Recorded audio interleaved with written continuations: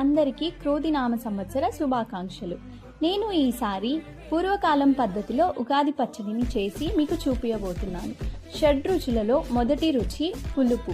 పులుపు కోసం నేను చింతపండుని 15 నిమిషాలు ముందుగానే నానబెట్టి దాంట్లో తీపి రుచి కోసం కొంచెం బెల్లంని యాడ్ చేసుకొని తర్వాత వగరు కోసం పిందె మామిడికాయని వాడాను.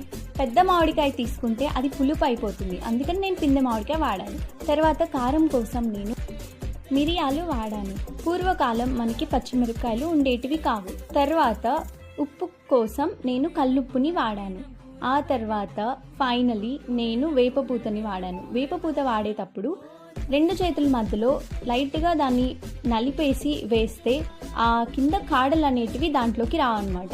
పచ్చడి తిన్నప్పుడు ఏ రుచి అయితే మొదటిగా తగులుతుందో సంవత్సరం మొత్తం అలాగే ఉంటుందని మనం నమ్ముతాం. మీకు ఏ రుచి తగిలిందో కామెంట్ చేయండి.